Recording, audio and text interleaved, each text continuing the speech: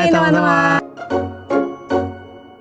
Ini aku ketemu temen aku dari Indonesia. Yeay, namanya Tri. Nah, dia ini double job. Wih. Jadi dia juga bekerja juga, tapi di sela-sela waktunya dia juga rajin banget untuk menjadi influencer di Korea. Hari ini kita akan banyak interview dia. Kita pengen tahu apa sih kerjaannya dia, dan dulu dia pas waktu di Indonesia dia asalnya dari mana. Beliau asalnya dari mana? Kita mulai dari yang pertama.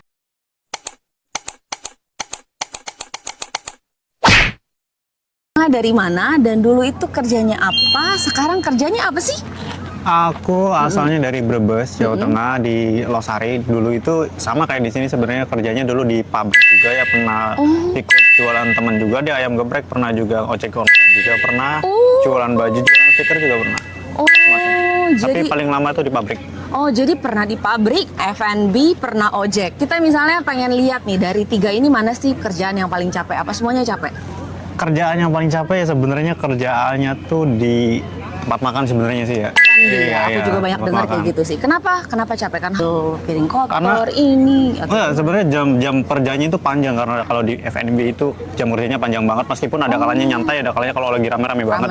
Cuma kalau di pabrik itu kan ada sistem kayak jadwalnya, ada coffee break, ada waktu makan terjadwal gitu loh. Jadi udah terbiasa enak kayak gitu. Oh gitu. Nah, kan waktu dulu itu pernah kerja di pabrik juga di Jakarta, di Brebes ya? Aku pernahnya di itu Cikarang. Oh, di Cikarang, deket Jakarta juga berarti ya? Benar, di Bekasi. Berarti sudah merantau dari dulu ya? Sebenarnya udah ngerantaunya dari SMA. Keluarga aku merantau semua soalnya. Ya, sebenarnya dari dulu tuh jarang banget ngumpul kalau saat Idul Fitri, karena kalau pas waktu aku kecil orang tuanya yang ngerantau, terus aku agak gede dikit kakaknya yang ngerantau.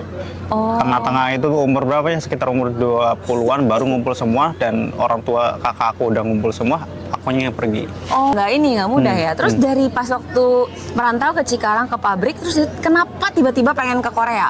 Karena sebenarnya itu lowongan kerja dan batas umur di Indonesia itu nggak menjamin kita bisa nyari kerja dalam waktu cepat di umur 23 tepatnya itu.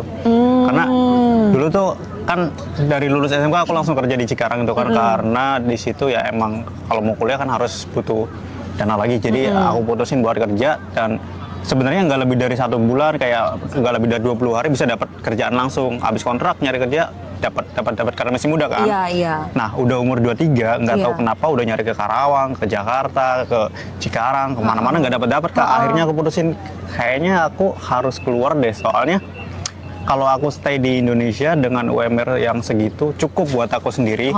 UMR berapa sih jujur untuk kerja pabrik? Dulu itu sekitar 2 juta sampai 3 jutaan. 2 juta ya? Tapi kalau sama lembur bisa nyampe 5.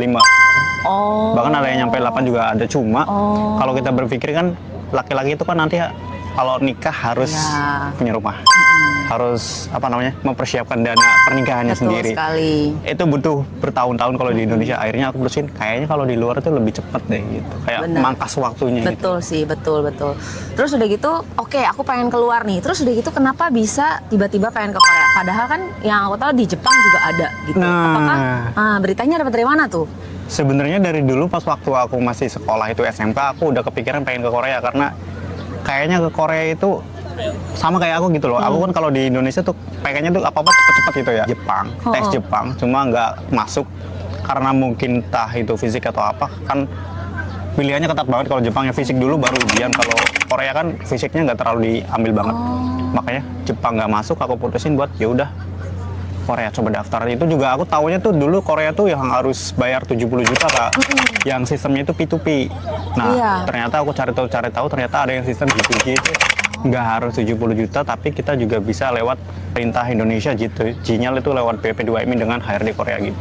Oh gitu. Nah, berarti ada dua nih ya, berarti yang aku tahu ya, P2P dan juga G2G. Kalau P2P itu kalian harus butuh sekitar 70-an juta untuk bisa bekerja di luar negeri. Dulu, sekarang di atas 100. Waduh, sekarang di atas 100. Ini berarti orang-orang itu sudah mengumpulkan uang dulu sampai 100 juta baru bisa ke luar negeri dong? Aku juga kurang paham mereka dapatnya dari mana. Cuma jujur nih kalau aku sendiri punya uang segitu, apa nggak mending bikin usaha di rumah Bikin sih? usaha di rumah, iya benar Iya sih, sih. dekat sama keluarga di Indonesia juga ya kan. Nah kalau P2P ini bagaimana nih sistemnya? Maksudnya apakah kakak butuh berapa duit gitu untuk bisa sampai ke Korea? Stepnya tuh seperti apa sih?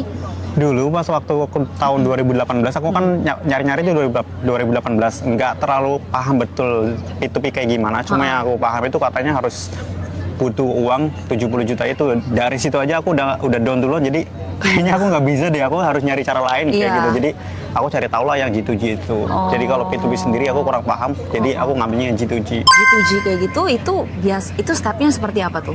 Nah, kalau G2G seendiri sebenarnya itu kan program dari pemerintah Indonesia yaitu BP2MI dengan kerjasama sama pemerintah Korea Selatan yaitu HRD Korea. Nah, di situ karena pemerintah Korea butuh tenaga kerja, Indonesia banyak tenaga kerja, ya udah jalin kerjasama dengan cara 1 tahun 1 kali itu ada ujian namanya IPS Topik. Oke, aku pernah bantu satu kakak tuh. Kalau IPS teman-teman yang Topik. mau kuliah itu biasanya kan ngambilnya topik. Kalau yang untuk pekerja itu IPS Topik, Employment Communication Test of Proficiency in Korea. Jadi itu tuh diadakan 1 tahun 1 kali. Ada 2 jenis. Yang pertama itu ada buat manufaktur, ada satu lagi buat perikanan, fishing gitu.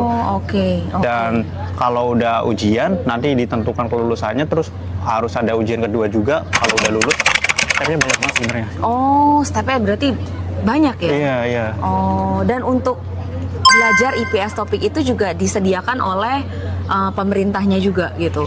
Enggak juga sebenarnya. Ini kan jalurnya enggak sebenarnya kayak terbuka transparan gitu. Jadi setiap kali ada pembukaan ujian itu diumumin lewat situs websitenya BP2MI.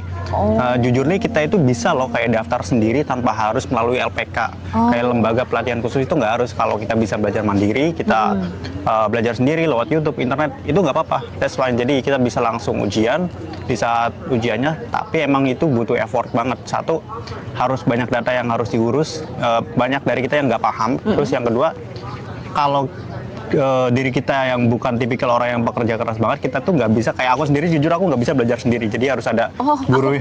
Aku pikir kakak malah yang belajar sendiri. Enggak, Enggak ya? aku butuh guru buat nuntun aku, terus butuh teman-teman juga kayak buat motivasi gitu loh. Jadi peer ya. ya, jadi misalkan aku lagi malas nih, aku lagi pusing belajar hafalan kosakata banyak gitu. Wih, temen aku bisa tuh, jadi ya udah, jadi ada motivasinya kayak gitu. Eits, mau tahu kelanjutannya? Jangan lupa subscribe dulu ya. Next episode.